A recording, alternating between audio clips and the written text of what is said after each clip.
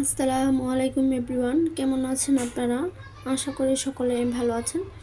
তো আজকে আমি কিভাবে এই শিং মাছগুলোকে খুব সহজে পরিষ্কার করে নিয়েছি, তো সেটাই আজকে আপনাদের সাথে আমি শেয়ার করছি। এর জন্য আমাদের একটা পেঁপে লাগবে।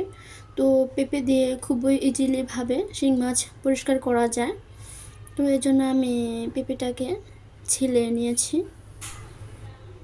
পেঁপের ছোলাগুলোকে আমি ছোট ছোট টুকরো করে কেটে নিয়েছি, কেননা এখন আমি এগুলো ব্লেন্ড করে নেব। তো এর জন্য আমি একটা ব্লেন্ডারের জারের মধ্যে পেঁপের ছোলাগুলোকে দিয়ে দিচ্ছি। তো এতে সামান্য পানি দিয়ে এগুলো ব্লেন্ড করে নেব। তো এই অবস্থায় কিন্তু পেঁপের ছোলাগুলো ধোয়া যাবে না, তো না ধোয়া অবস্থায় আমি এগুলো এখন ব্লেন্ড করে নিচ্ছি। অনেকে বলেন যে পেঁপের ছোলা দিয়ে নাকি শিং মাছ অত একটা পরিষ্কার হয় না। তো আজকে আমি আপনাদের যে প্রসেসে দেখাবো, তো এভাবে করলে আপনারা ইজিলিভাবে সহজে শিং মাছ পরিষ্কার করে নিতে পারবেন। মাছগুলোকে আমি আগে থেকে কেটে নিয়েছি।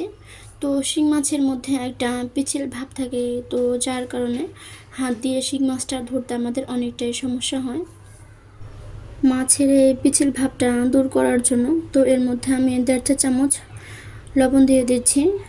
তো এরপর পেঁপের খোসার যে মিশ্রণটা আমি ব্লেন্ড করেছি, তো সেটা এর মধ্যে দিয়ে দিচ্ছি। এবার আমি পেঁপের খোসার মিশ্রণের সাথে মাছগুলোকে ভালো করে মেখে নিব। তো আমাদের কিন্তু ভালো করে কয়েক মিনিট মাখাতে হবে সবগুলো উপকরণের সাথে। তো আমি মাখানোর পরে 1 ঘন্টার জন্য রেস্টে এগুলো রেখে দিচ্ছি। ফিরে আসলাম 1 ঘন্টা পর। তো এই হচ্ছে মাছগুলোর অবস্থা। তো মাছগুলো একেবারে নরম সফট হয়ে গিয়েছে। তো মাছের গায়ে আগে যে একটা পিচ্ছিল ভাব ছিল, তো লবণ দেওয়ার কারণে সেটা একেবারে চলে গিয়েছে। তো আর পেঁপের খোসার বাটা দেওয়ার কারণে তো মাছের গায়ের কালো একটা আবরণ আছে, তো সেটা একেবারে ইজিলভাবে উঠে আসছে। তো হাত দিয়ে সামান্য একটু ঘষা দিলেই।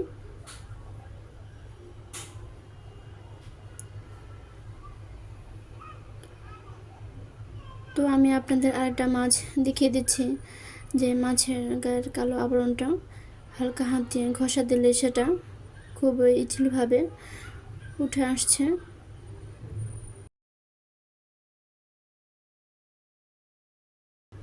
তো এরপর আমি এগুলো রান্নাঘরের বেসিনে ভালো করে কষলে নেব। তো এখন আমি বেসিনের মধ্যে মাছগুলোকে 5-6 মিনিটের মতো ভালোভাবে কষলে নেব, তো যাতে মাছের কালো আবরণটা আছে তো সেটা উঠে আসে। তো অনেকেই বলেন যে পেঁপের খোসা দিয়ে নাকি শিং মাছ পরিষ্কার হয় না। তো আজকে আমি আপনাদের যেভাবে দেখাচ্ছি, তো আপনারা যদি এভাবে, অবশ্যই আমি যে নিয়মে দেখালাম তো সেই নিয়মে যদি আপনারা করেন, তো আশা করি যে আপনাদের শিং মাছগুলো ইজিলিভাবে আপনারা পরিষ্কার করতে পারেন পেঁপের খোসা দিয়ে। শিং মাছগুলোকে আপনাদের পারফেক্টলিভাবে পরিষ্কার করার জন্য তো আমি যেভাবে 1 ঘন্টা সবগুলো উপকরণ দিয়ে ঢেকে রেখে দিয়েছি, তো আপনাদের কিন্তু সেভাবেই করতে হবে। তো আপনারা যদি পেঁপে বাটার খোসা আর লবণ দিয়ে সাথে সাথে শিং মাছগুলো কষলাতে শুরু করেন, তো এতে করে আপনার হাত ব্যথা হয়ে যাবে, আর কিন্তু শিং মাছের কালো আবরণগুলো সহজে উঠে আসবে না। তো 1 ঘন্টা ভিজিয়ে রাখলে তো পেঁপের খোসার মধ্যে যে কষ আছে, তো সেই কষটা কিন্তু মাছের কালো আবরণটাকে হালকা করে ফেলে।